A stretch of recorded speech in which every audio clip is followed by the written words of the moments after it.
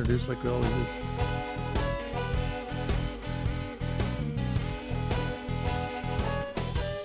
Hello, everybody out there. Old Buck Dave back again. More likely known as Old Buck Better Late Than Never, Dave. And who's with me here? Old Buck Better Late Than Never, Dale. Also, oh, Johnny on the spot, Dale. Come on. You're like, when are we going to do the next episode, Dave? When are we going to do? Well, I talked to you 101 times then. How that sounds? I am going to admit that it's my fault that we're late. And there's a reason. I don't know if it's a good reason, but I also have an admission to make, Dale. I lied. I cheated. I cheated. Okay. You know, if you recall last week on our 100th episode, I predicted one of my predictions that I would sell my Pittsburgh house within the next year. Right. Well, okay. I did sell my Pittsburgh house. I knew I was going to sell it, so that was kind of a cheater. You mean that prediction? That prediction came quicker than you anticipated? Well, it came exactly as I anticipated, actually. So I was cheating. I was trying to get one in the win column there. Okay. So I'm now living out of a suitcase, and again, it's my fault we're late. It's kind of an end of the era here in Western Pennsylvania for me, but I'll be back. It's home. This is where we both grew up. So a lot of roots here. Normalville will leave the light on for you, not a problem. And hopefully those guys will give you your job back down at the bike shop, and you'll be fine. Don't worry about it, Dave. You'll be fine. I know. I appreciate you calming me down here. And by the way, speaking of Pittsburgh, the latest episode of No Stupid Questions, which is one of my favorite podcasts. No Stupid Questions? No Stupid Questions, yep. It's a man and a woman. And they encourage people to send questions in, I assume, as a premise. They do. They say there's no stupid questions, and they talk about issues. Anyway, at the beginning, they plugged Pittsburgh. I don't think it was part of the schedule for the podcast, but Stephen Dubner just said Pittsburgh is just a great city. It's a right-sized city. So, and that's so true. It really is. I've tried other places, but this is not a bad place for those of you who haven't been here. But I'll be seeing you soon. On a couple occasions. Yeah. But the hot news here, it's hurricane season in Canada even. Who ever heard of hurricane season in Canada? It's climate change season. That's just not even, we shouldn't even identify it as a season. It's just climate change season. So whatever it is, it's just 10 times worse. It's hot, it's dry, it's wet. It's going to be, and it's just going to be like this for now on until we're gone. So, hey, you mentioned something about a podcast. Not to jump back around. You can jump wherever you like, man. All right, I'm jumping in there. Jump in. I tell this young man, I said, well, I'm going to do a little podcast with a friend of mine, old friend of mine. He said, what, two old people talking about stuff? Oh, jeez. And it kind of struck me. In a strange way. I started thinking about that because I did run into a story or a podcast that these people talked about nothing but truck driving. Mm-hmm. They took questions about that. And very specific. Very specific. And apparently that is the genre. We may be different in that, to quote, the old Rolodex of ideas. Well, we're definitely different. Yeah. Well, we stumble upon some interesting stuff. We do. I mean, if we were sitting here closer together over coffee, I have correspondence and, people around the world that I had known in my travels. And there are things that you wouldn't hear on CBS News that have to do with countries that we support and what those countries do to their nationals and why we support that country and not this country. So I wouldn't say that, I'm not going to say it publicly, but if we were sitting together, that'd be a topic that I wouldn't hesitate to get involved in. But otherwise, you never know what we may come up with. Some of it is interesting that happens to us, and others are, others something might be a really, really cool idea. So I guess we're just going to be a generalist when it comes to podcasts. Yeah, and to that end, again, I'll send a request out to our listeners here. If you've got any questions, issues, things that you think we ought to talk about, buckstoold@gmail.com is us. Yeah, and I agree, because we can offer a venue. We put together at least, an ability to make a podcast. So let's see if anybody wants to talk about something interesting, different that we've not touched on. buckstoold@gmail.com. Yeah. Um, Otherwise, I had a flashback over the truck driving podcast. Yeah.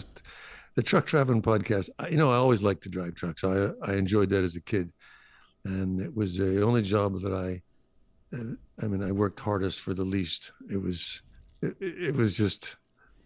disaster as far as I was concerned, but it was just an adventure to be out on the road and doing all those things. And my biggest failure was, for some reason, I did not have the ability to judge distance in a mirror.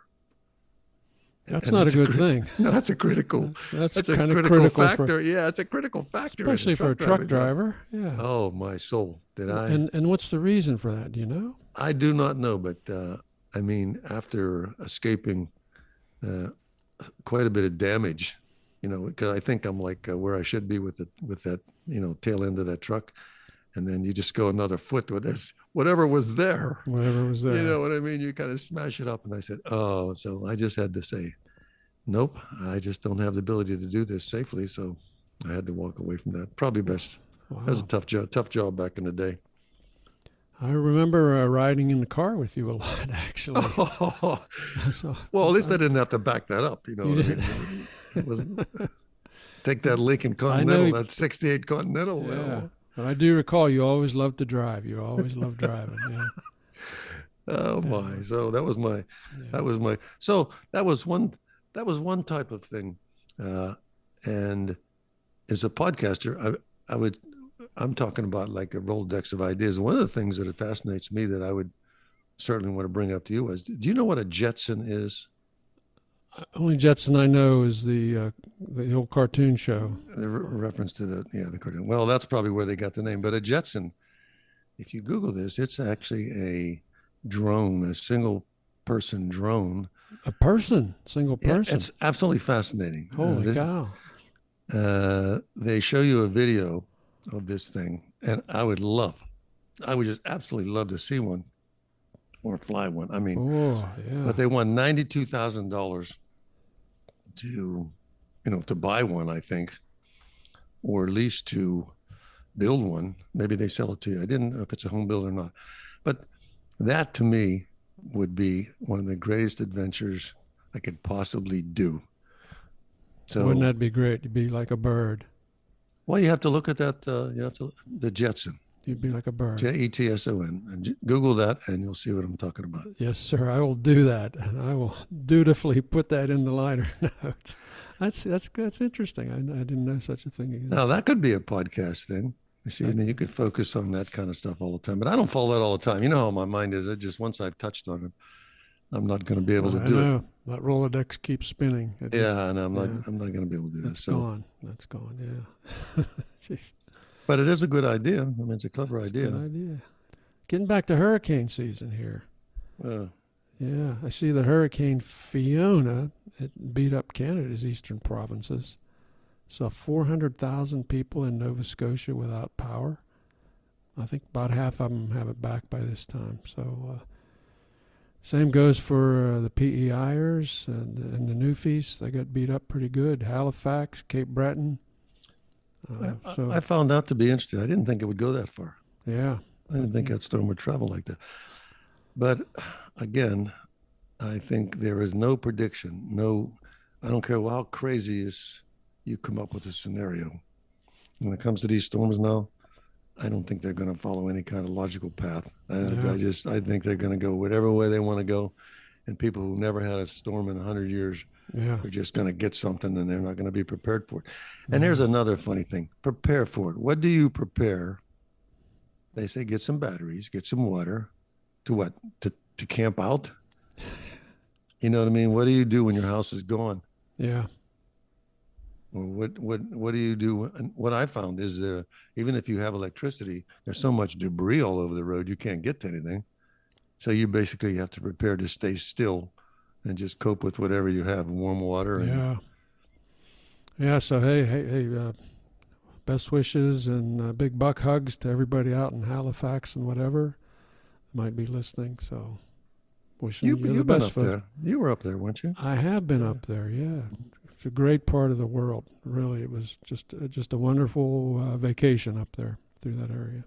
Did you see the photos on the television? Where those houses were like washed away? Yes. How is Yeah. that possible? They build them right next to the water?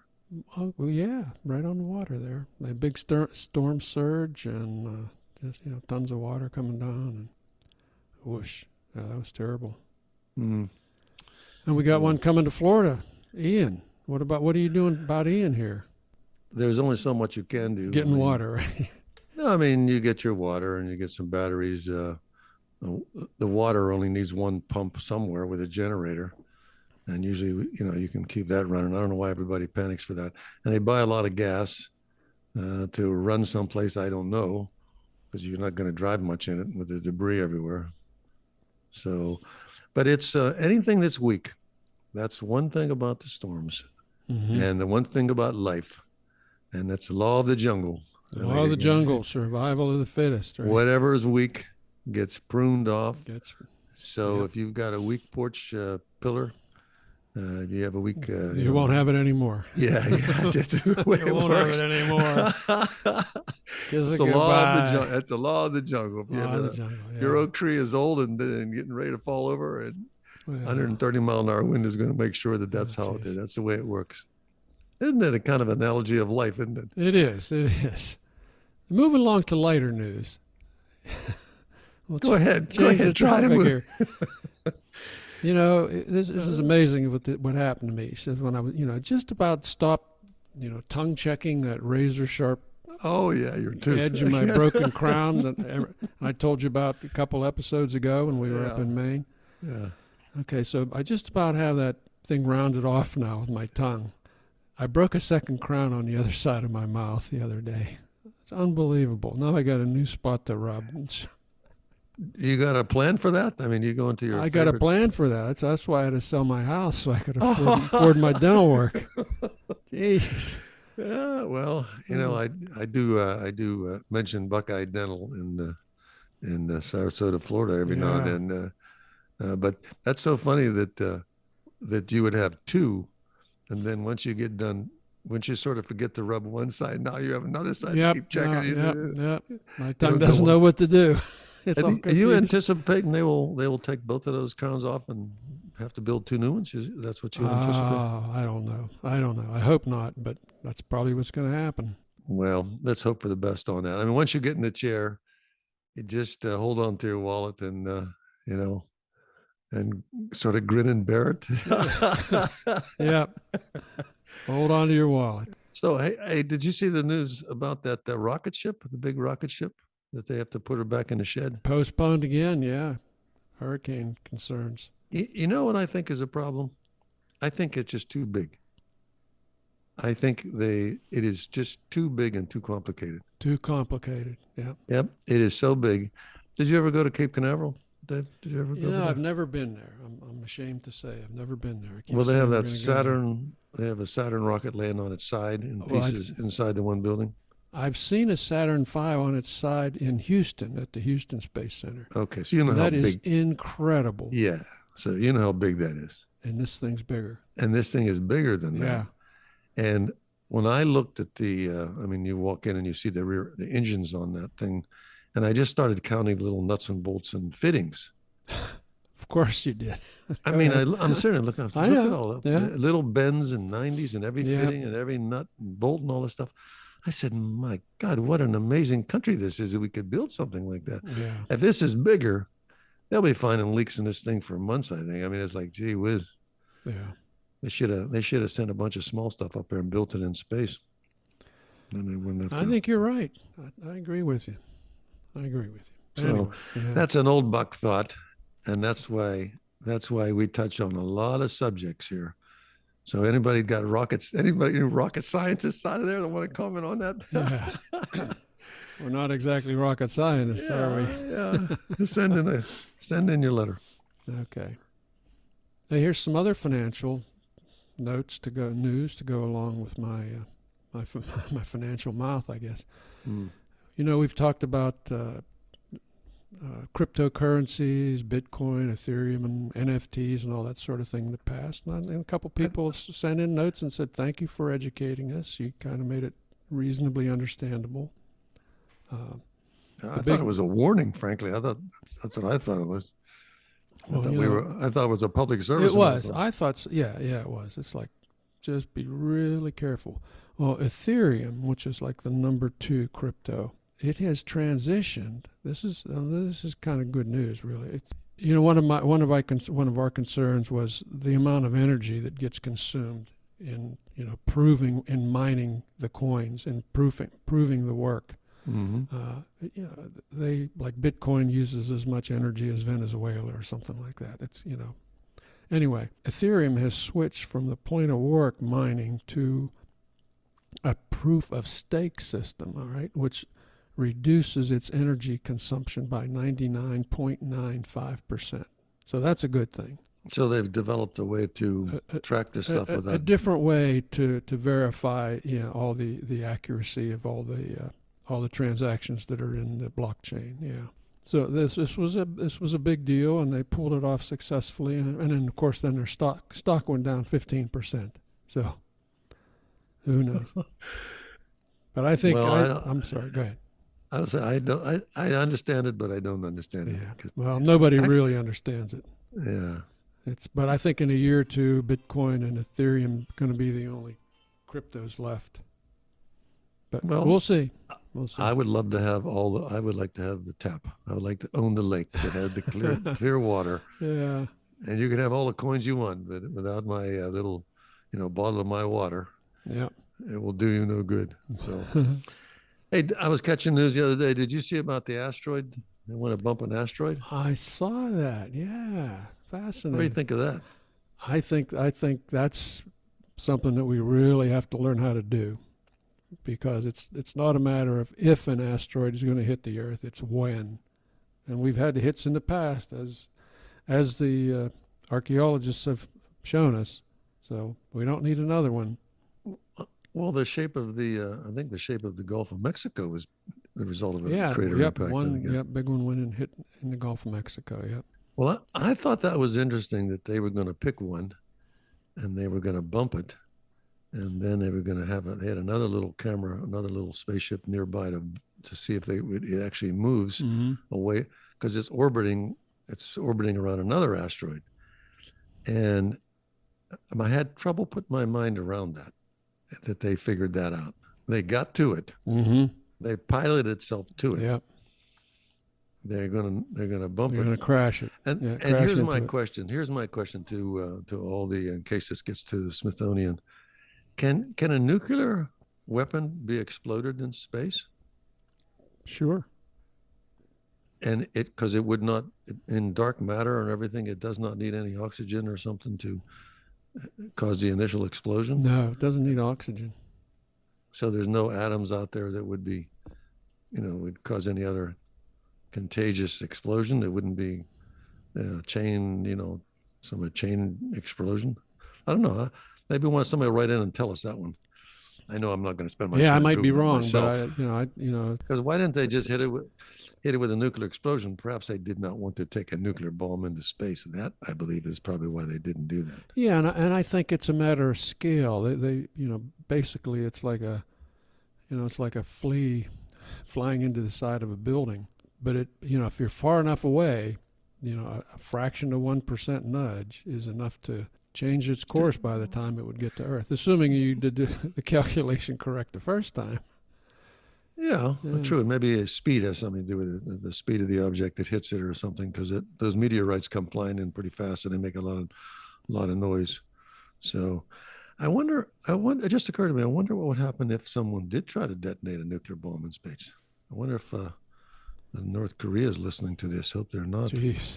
Don't give them any ideas. They're crazy. I don't want to give them any ideas. They're crazy ideas. Enough already over there. They're not. Yeah, they could try that. I mean, maybe that's a danger zone. It's a red line that everybody agrees not to violate. So Yeah. All right, let's hope. Let's hope that prediction doesn't come true. We Let's don't want yeah. to. Let's. One of them ones we talk about that we don't ever want Yeah, to. this is like the doomsday podcast here. No, I think about those things, fleetingly, Mm-hmm. and I don't think about storms until they're on my doorstep, and then I worry, and then it goes away. It's almost It like goes away. that, like when you had your wisdom teeth pulled. Do you remember way back when that happened? That's never happened to me. Oh, well, I What do you hope think of when that? it does, you won't forget It it. has never happened to me. And the So last two therefore, dentists, I have no wisdom teeth, and you do. No wonder you're smarter and the than last me. two dentists that I've had said, "Yeah, we really got to take those wisdom teeth out." And I said, "Well, why do you have to take them out?" Well, they're not exactly aligned, or it's got a crack. I said, "But they work, don't they?" They said, "Well, yeah, they work." I said, "Then why do you want to take them out?" Then leave them alone. I know, because you got a college tuition payment coming up. That's why. I need all the wisdom I can get, man. I got to That's keep right. them in there. I don't know what'll happen to me. Be like Samson getting his hair cut or something. Well, I remember clearly when that happened. Those are the things that you try to forget. There's a lot of things that happen to you that you don't want to keep thinking about. You managed to get through it. Oh, I'll give you an update on my eye surgery. Yeah, a little more medical news here. Absolutely no sympathy from anybody who had it done. I haven't had anybody tell me about any major problems because there's a breaking in period with brightness and some other little squiggly lines and stuff going on and drops. Mm-hmm. But the end result is a positive thing, except for me, anything to do with eyes just freaks me out. It's, you only have a pair of those things and you don't want to lose one if you don't have to. Yeah. And when someone's playing around in there, so far so good. I can see somewhat better, but I didn't go for the expensive lenses, so I will have to have some correction. But everybody all the little old ladies and everybody, oh, yeah, I had that done. You'll like it. It's much better. I can see like a hawk now and so on and so forth. Not that straightforward. It just wasn't. I mean, I've 2 weeks of back and forth to the doctor for this thing, and now I got to go back again for the final checkup and get a prescription to actually make it 100% or as good as it's going to get. Mm-hmm. But it was done, and I manned up and did it, and it doesn't take long, obviously. And my complaints, I will say this to anybody who is still to do this, that my complaints were, hey, this is that and that is this. And the doctor said, yep, that's right. That's what everybody says. I said, what do you mean? He said, yep, they all say the same thing. The second one is different than the first one because you now know what the first one was like. So anything that changes. I'm totally confused at this point. I confused you? Well, see, right. Successful podcast. Is anybody else out there as confused as I am for this latest commentary? That Rolodex is spinning too fast, buddy. You got to slow it down. Slow it down. Anyhow, I can see. Okay. And it's getting better. Yeah. Hey, I've got a public service announcement. Mm-hmm. Or is it a public safety announcement? It could be both. So we were over at friends of ours, I don't know, a week or two ago, I guess. Dr. Paul was grilling. Okay, he was grilling outside, and I was doing what I do best is just watching him grill. So the women, of course, the women went inside to get stuff ready for the meal, and then I went inside, and and the two women were in the kitchen there. And it was like catching two deer in the headlights there. And I said, what's wrong? And my wife she's sweeping up corn from the floor, okay? And she said, nothing's wrong. And I look over at the other woman. This is Vixen Donna. And she's in her bare feet on the kitchen floor, okay? And there's blood dripping off of her foot. All over her new kitchen floor. And she says, I'm okay. I said, yeah, you're not okay. So she this has turned out, and this is the public service announcement. She had taken a plate out of the microwave oven without pot holders or without protection. And she thought, I thought the ends would be cool, and they weren't. And of course it burned her, and she dropped it, and it smashed, and then a shard bounced up and sliced her ankle. Another one sliced her toe. So she was pretty bloody. And so I guess use those pot holders. The good news is that Paul came in, saved the day, patched her up, and avoided a trip to the hospital emergency room. So be careful out there. Not stitches. He used some of those butterfly bandages. Oh, was that kind of a cut? Yeah. Pretty good cut. It was a pretty good cut on the ankle. Yeah, it was a pretty good cut. But she's recuperated. He saved her. You know, that is a real concern for those of us who are over 50, and that is the slight miscalculation of something like that, like to grab a pot, a lid, or to drop a knife. You know, one of my things that I do, and my wife just screams at me, is if I'm trimming carrots or cutting celery or doing something with a reasonably small knife, maybe a 5-inch blade, and I want to do something else, I sometimes, instead of setting the knife down, I hold the knife and go to the next. Point out, right? Point out, yeah. Go over to open the fridge, go to get something else, go to pick something else. And I'm telling you, I'm thinking one day I am just going to stab myself with this thing, because you tend to, you have it in your hand. You forget it. You turn it towards yourself when you're leaning over the sink or something. So that is that's something that I'm aware of. I have not dropped a big one, but I've picked up some bowls out of the microwave that I managed to put quickly back down in the microwave. Yeah. So I kind of got all the best. Yeah. All the best to Donna. But speaking of the sharp object in your hand thing, I was working at the bike shop.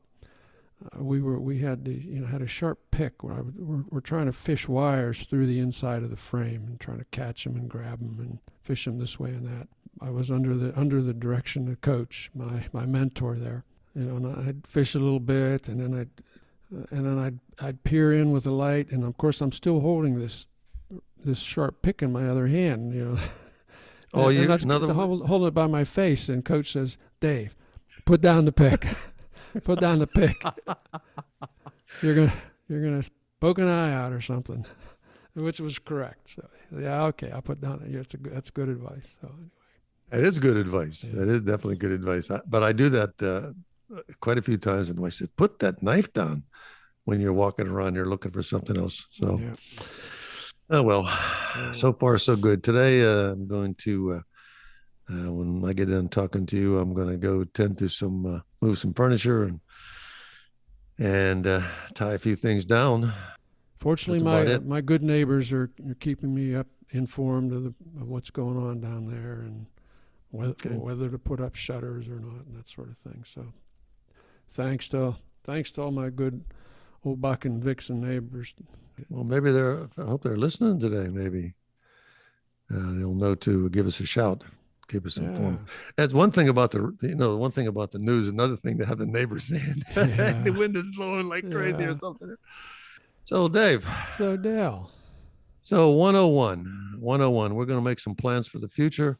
We're going to do a little bit of little video work to see how much fun we can have with that, and I hope get a few letters from afar on a bunch of other subjects, and maybe change our, change things a little bit, up our game a little bit, so to speak. Yeah. And, it's going to have some short interviews, as we talked about, some people that have stories, not necessarily, we're not looking for a life story necessarily, just an interesting story, kind of like The Moth. If anybody's listened to The Moth, that's another podcast where people tell stories.